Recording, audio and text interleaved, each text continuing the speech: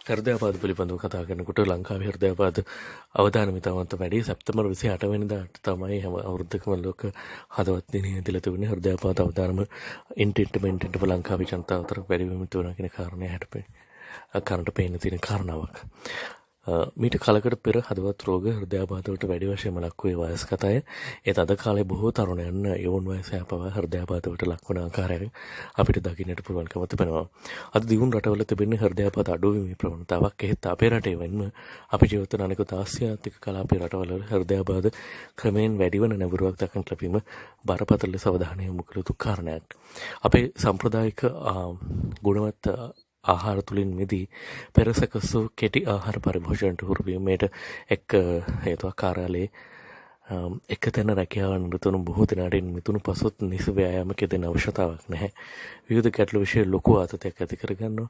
මේ ආදී චර්යාත්මක කරුණු නිසා හදවත් ආබාධ වගේම තවත් බොහෝ ලෙඩ රෝග වැඩි වෙන ප්‍රවණතාවක් දක්නට ලැබෙනවා. හෘදයාබාධ වලට ජානගත බලපෑමක් තිබෙනවා. මව පියා මාමා බාප්පා වගේ පවුලේ ඥාතීන් හදවත් ආබාධකින් පෙළෙනවා නම් බොහෝ විට ඔබටත් හදවත් රෝග ඇතිවීම අවදානම් වැඩිව අපි කියන්නට ඕනේ. කෙනෙක් පපුවේ අමාරුව කියලා આવත් ඒ හෘදයාබාධයක් නිසාදයි සැකහැර දැනගන්න එක වැදගත්. ඒ සඳහා ට්‍රොසනේ නමිත රුධිර පරීක්ෂණය කරගත යුතුයි. පපුවේ වේදනාව හැදිලා පැය 8ක් යනට පෙර නම් පැය 2ක් 3ක් අතර කාලෙකදී මේ පරීක්ෂණය කිරීමේ තේරුමක් නිසා රුධිරය ලබා ගැනීමට පපුවේ වේදනාව දැන්ලා පැය 8ක කාලයක්වත් ගත කළ යුතු වග මේදී අපි සඳහන් කළ යුතුයි. ECG පරීක්ෂණයකින් හෘදයාබාධයක් හඳුනා ගන්න පුළුවන්. ඒත් හැම විටම ECG වලින් ඒසීම වෙන්නේ නැහැ. ECG හොඳ වෙලත් හෘදයාබාධ වර්ධනය ඕන තරම් අපිට අඳුර ගන්න පුළුවන් වෛද්‍ය තොරතුරු දිහා බලනකොට. හඳුනාගත් හෘද රෝගීන් වැඩිවීමට ප්‍රධාන හේතුවක් තමයි ગેස්ට්‍රයිටිස් රෝගය සමග මේක පටලවා ගැනීම. හෘදයාබාධ ගෑස්ට්‍රයිටිස් රෝගයයි සිතල යනුව බෙහෙත් කිරීම ආමාශය ප්‍රදාහයට දැනෙන්නේ පපුව දැවිල්ලක්. හෘදයාබාධයකත් පපුව දැවිල්ලක් ඇති වෙනවා.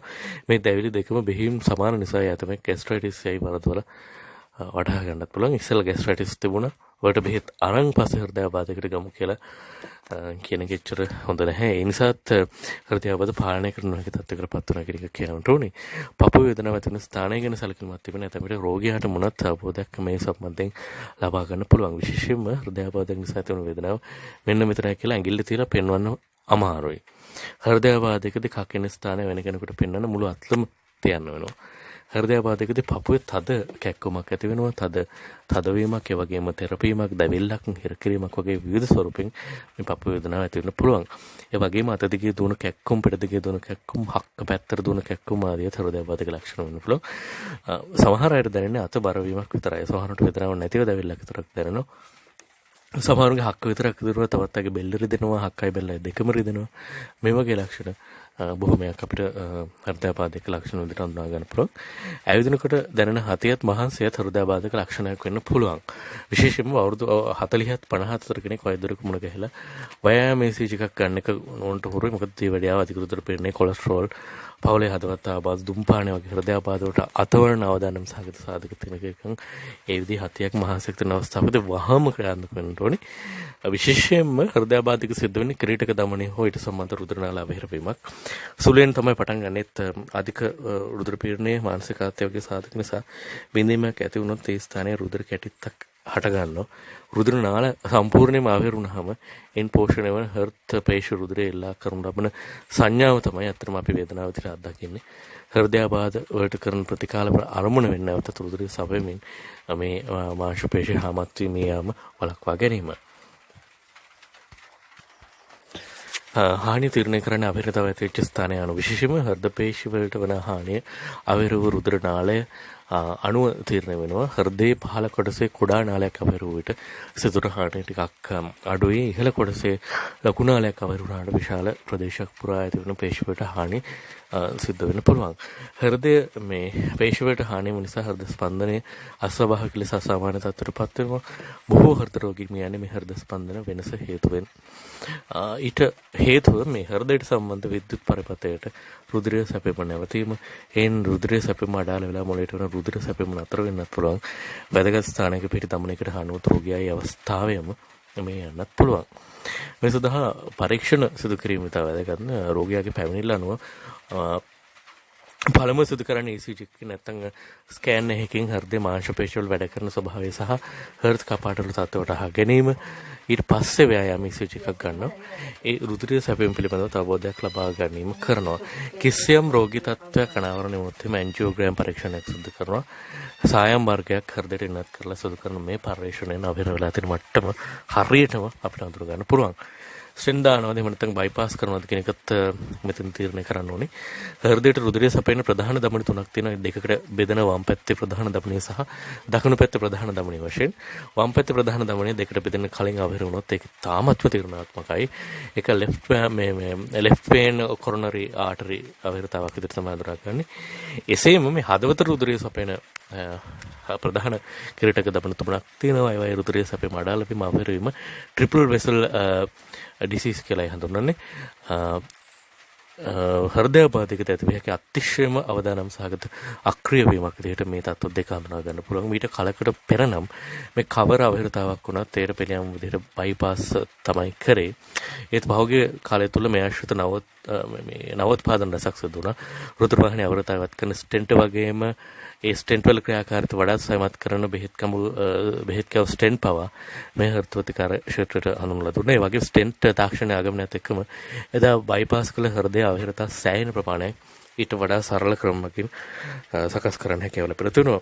හෘද රෝග වෛද්‍යවරුන් මේ බයිපාස් වුණ සත්කම් සඳහා වැඩි නියමුණ ආකාරයක් දක්නට තිබෙනවා. විශේෂණ වශයෙන් ට්‍රිපල් වෙසල් ඩිසීස් තියෙන රෝගියෙකුට රුධිර නාල දෙකක් පමණක් ස්ටෙන්ට් කර අනෙක් නාලයේ බෙහෙත් වලින් හදාගමුගේ වේදනාවක් ලැබෙන්න පුළුවන්. හෘද රෝගියත් බයිපාස් සත්කමකට ස්ටෙන්ට් ක්‍රම වේදයකට යන්න කැමති වෙනවා. මේක හරි වෙන්නත් පුළුවන්, වැරදි වෙන්නත් පුළුවන්. කොහොමද තීරණය ගන්න පිළිවෙල නෙවෙයි ක්‍රමය වැරදි. left vein coronary artery අවහිරතාව වගේම triple vessel disease කියන්නේ කොයි විදිහේ ප්‍රතිකාර කළ යුත්තේ සරලව තනි වෛද්‍යවරයෙක් තීරණය කරන්නේ. වෙන දියුණු රටවල නම් මේ තීරණය ගන්නේ heart team එකකින්. හෘද ශල්‍ය වෛද්‍යවරුන් හෘද රෝග වෛද්‍යවරුන් කණ්ඩායමක් සාකච්ඡා කරලා රෝගියාගේ තත්ත්වය ඇගීමකට ලක් කරලා තමයි කළ යුතු දේ තීරණය කරන්නේ. අපේ රටේ වික්‍රමයේ තරම් දියුණු නැති වුණත් විශේෂයෙන් මේකේ left vein coronary artery අවහිරතාව වගේම triple vessel disease තත්ත්ව දෙකේදීවත් හෘද රෝග වෛද්‍යවරුන් ශල්‍ය වෛද්‍යවරුන් දෙදෙනෙක්ගේ අදහස් විමසලා තීරණය ගැනීම කරනවා නම් වැදගත්. හිතමතේ තීරණ ගන්නට වඩා බයිපාස් සත්කමත් ස්ටෙන්ට් වලත් වෙනසක් තියෙනවා.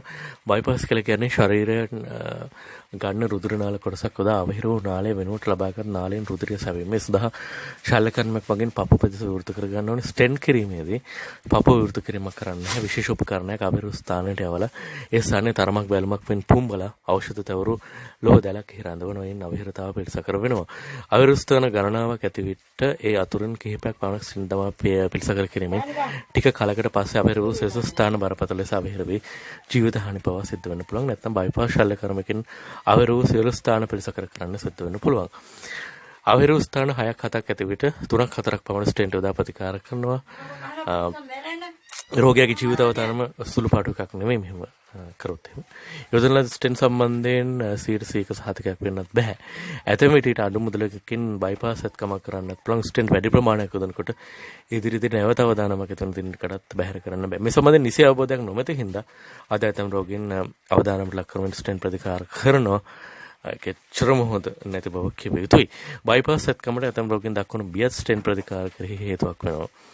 හදවත් රෝගයකදී උපකාරණ වෛද්‍යවරුන් ශල්‍ය වෛද්‍යවරුන් සහ හෘද රෝග විශේෂඥයෙක් සහ විශේෂඥ ශල්‍ය වෛද්‍යවරුක වෙන සම්බන්ධයෙන් ඔබ අවබෝධයෙන් ඉන්නට ඕනි. හෘද රෝග විශේෂඥයෙක් කියන්නේ රෝග විනිශ්චය කළ ඖෂධ ප්‍රතිකාර සහ ස්ටෙන්ට් ප්‍රතිකාර නිර්දේශ කරන විශේෂඥ වෛද්‍යවරයෙක්. රෝග විනිශ්චයෙන් පසුව බයිපාස් ශල්‍ය කර්මය සිදු කරන වෛද්‍යවරයා තමයි හෘද ශල්‍ය වෛද්‍යවරයා.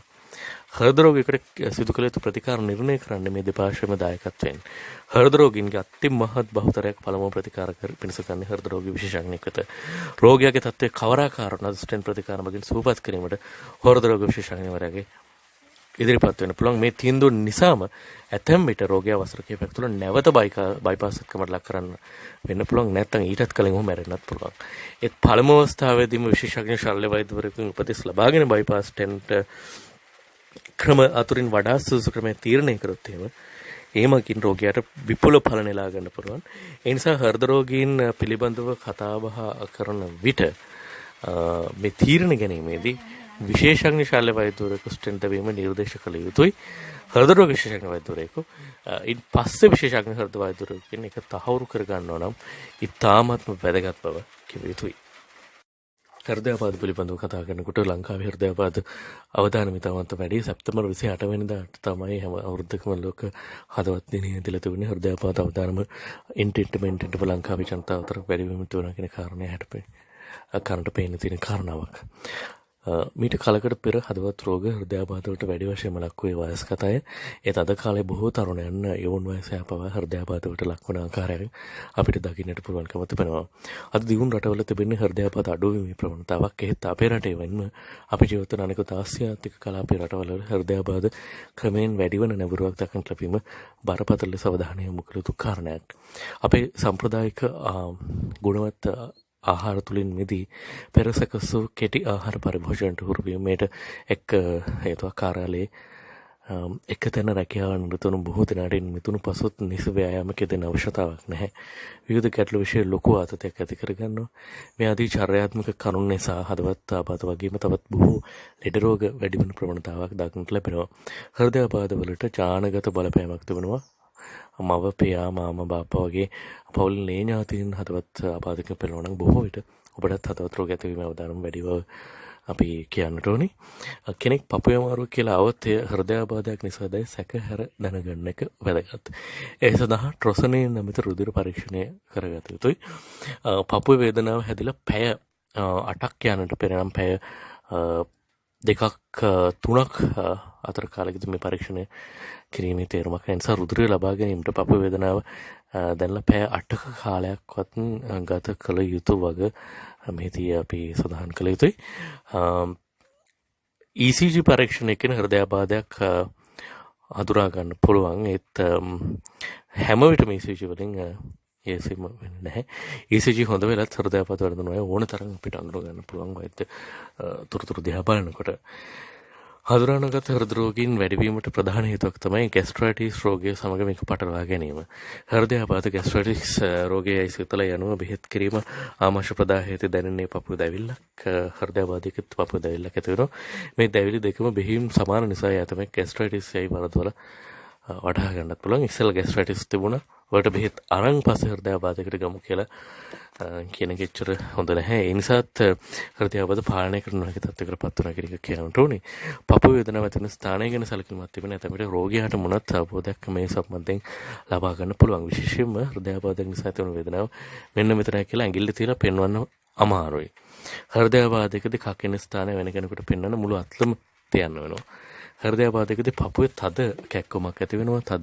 තදවීමක්, ඒ වගේම තෙරපීමක්, දැවිල්ලක්, හිරකිරීමක් වගේ විවිධ ස්වරූපෙන් මේ පපුවේ වේදනාව ඇති වෙන්න පුළුවන්. ඒ වගේම අත දිගේ දුවන කැක්කුම්, පිට දිගේ දුවන කැක්කුම්, හක්ක පැත්තට දුවන කැක්කුම් ආදී හෘදයාබාධක ලක්ෂණ වෙන්න පුළුවන්. සමහර අයට දැනෙන්නේ අත බර වීමක් විතරයි. සමහරට වේදනාවක් නැතිව දැවිල්ලක් විතරක් දැනෙනවා. සමහරුගේ හක්ක විතරක් දිරුවා, තවත් අයගේ බෙල්ල රිදෙනවා, හක්කයි බෙල්ලයි දෙකම රිදෙනවා.